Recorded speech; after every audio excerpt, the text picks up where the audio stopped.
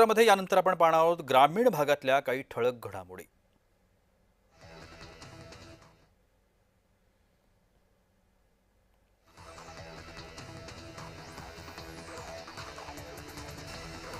दरवर्षीप्रमाणे गुढीपाडव्याचा मुहूर्त साधून कोकणातून हापूसच्या 14,000 पेट्या या वाशी बाजारामध्ये दाखल झाल्या।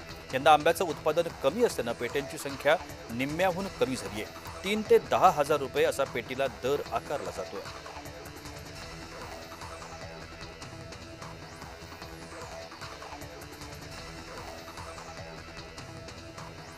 येवला कृषी उत्पन्न बाजार समितीमध्ये कांदा विक्रीसाठी आलेल्या शेतकऱ्यांच्या ट्रॅक्टरमधून अज्ञात चोरट्यांनी डिझेल चोरी केल्याची घटना घडली।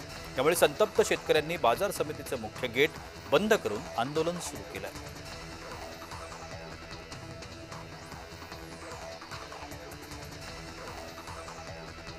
अमरावती जिल्ह्यातील अनेक भागामध्ये अचानक मुसळधार पाऊस बरसला।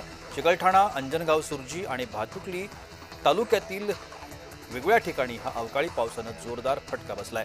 अंजनगाव सुरजी तालुक्यामध्ये गहू, चणा, कांदा आणि संत्रा पिकांचं मोठं नुकसान झालंय।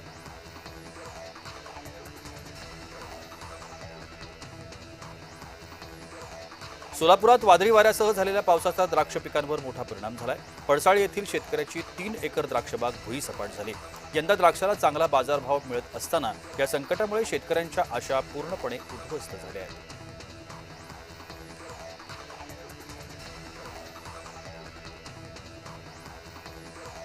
जालना जिल्ह्यामध्ये अवकाळी पावसासह गारपीट झाली। जिल्ह्यातील बदनापूर, घनसावंगी तालुक्यामध्ये गारांचा पाऊस झाला। या पावसामुळे काढणीला आलेल्या गहू, ज्वारी, मका पिकांचं मोठं नुकसान झालं।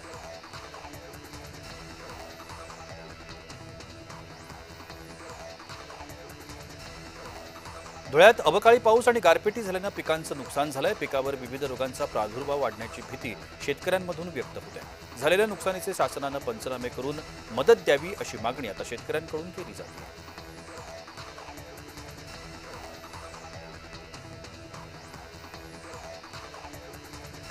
बाभुळगाव परिसरामध्ये मध्यरात्री अचानक आलेल्या अवकाळी वादळी वाऱ्यानं शेतकऱ्यांचं मोठ्या प्रमाणात नुकसान झालं। या वादळामुळे काढणीला तयार असलेल्या सुमारे 500 केळींची झाडं अक्षरशः जमीनदोस्त झाली। त्यामुळे शेतकऱ्यांच्या हाती येणारा उत्पन्नाचा मोठा स्रोत एका रात्रीत नष्ट झालाय।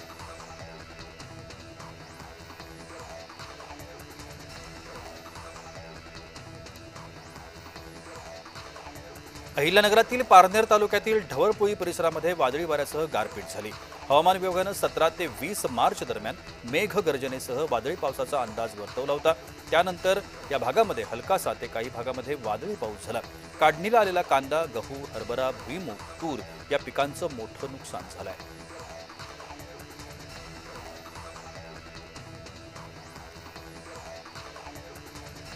हवामान विभागानं दिलेल्या अंदाजानुसार भंडाऱ्यामध्ये वादळी वाऱ्यानं हजेरी लावली।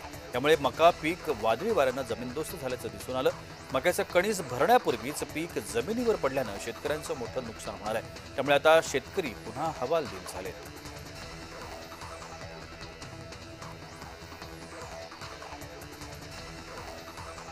निफाड तालुक्यात सलग 2 दिवस झालेल्या गारपिटीमुळे द्राक्ष, कांदा आणि भाजीपाला पिकांचं मोठ्या प्रमाणात नुकसान झालंय। वातावरणात बदल झाल्यानं शेतकऱ्यांमध्ये चिंतेचं वातावरण निर्माण झालंय।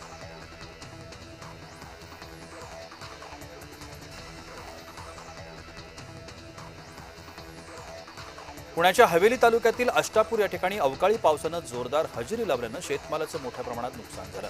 अष्टापूर परिसरामध्ये शेतकरी हनुमंत कोतवाल यांनी 1 एकर क्षेत्रामध्ये कलिंगण आणि मिरचीची लागवड केली होती। मात्र तोडणीपूर्वीच गारपिटीचा मोठा फटका बसला आणि कलिंगण पिकाचं मोठं नुकसान झालं।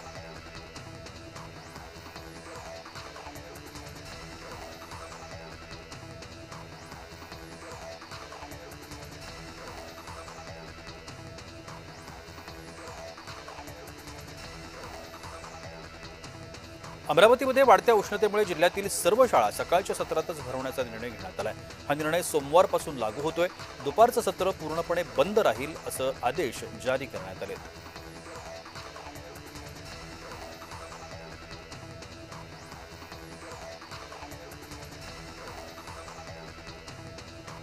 जागतिक चिमणी दिनाच्या निमित्तानं निफाड इथल्या वनतेय प्राथमिक विद्यालयाच्या विद्यार्थ्यांनी चिमण्यांच्या संवर्धनाकरता अभिनव उपक्रम राबवला। विद्यार्थ्यांनी टाकाऊ प्लास्टिकच्या बाटल्यांपासून दाणा पाण्याचं फिडर तयार करून झाडावर लावलंय। या फिडरमधून चिमण्यांना अन्न, पाणी आणि निवाऱ्याची सोय सुद्धा उपलब्ध करून देण्यात आली आहे।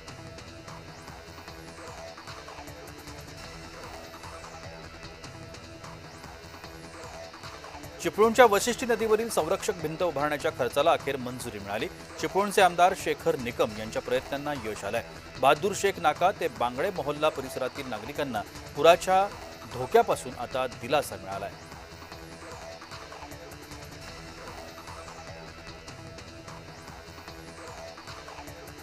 आखाती देशात सुरू असलेल्या युद्धाचा प्रभाव सिंधुदुर्ग जिल्ह्यातील गॅस पुरवठ्यावर झालाय। यातच आता काही प्रमाणात व्यावसायिक सिलेंडर देखील देण्याचा आम्ही प्रयत्न करतोय। ज्याप्रमाणे उपलब्ध होतील तसा पुरवठा होईल असं सिंधुदुर्ग जिल्ह्याचे पुरवठा अधिकारी विजय सहारे यांनी म्हटलंय।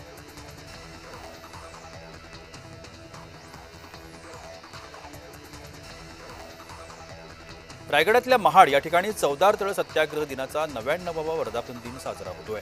ऐतिहासिक चवदार तळ परिसराच्या सुशोभीकरण कामाचं भूमिपूजन झालेलं आहे। या निमित्तानं भारतरत्न डॉक्टर बाबासाहेब आंबेडकर यांना अभिवादन करण्याकरता तसंच भूमिपूजन कार्यक्रमाकरता मुख्यमंत्री आणि अनेक मंत्री या ठिकाणी उपस्थित झाले होते।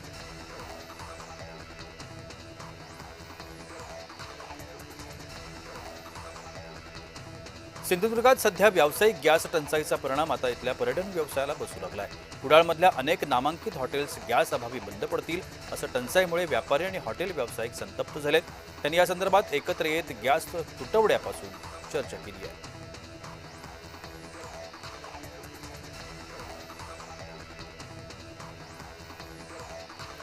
युद्ध परिस्थितीच्या पार्श्वभूमीवरती गॅस सिलेंडर तुटवड्याच्या अफवा पसरत आहेत। अफवेमुळे नागरिक गॅस एजन्सीसमोर बुकिंग करता गर्दी करताना दिसत आहेत। गोंदिया जिल्ह्यामध्ये सध्या गॅस सिलेंडरचा पुरेसा साठा उपलब्ध आहे।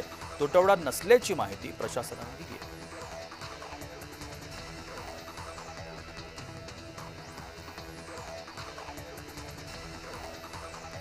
हिंगोलीच्या सेन गावामध्ये विजेच्या धक्क्यानं 20 वर्षीय तरुणाचा दुर्दैवी मृत्यू झाला। धुरपत इंगोले असं मृत्यू झालेल्या तरुणाचं नाव आहे। महावितरण विभागाच्या निष्काळजीपणामुळे हा मृत्यू झाल्याचा आरोप स्थानिक नागरिकांनी केलाय।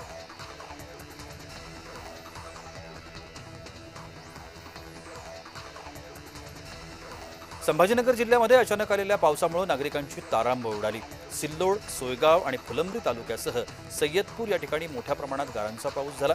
पावसामुळे गहू जमीनदोस्त झालाय। त्याचबरोबर रब्बीची पिकं देखील खराब झाली आहेत।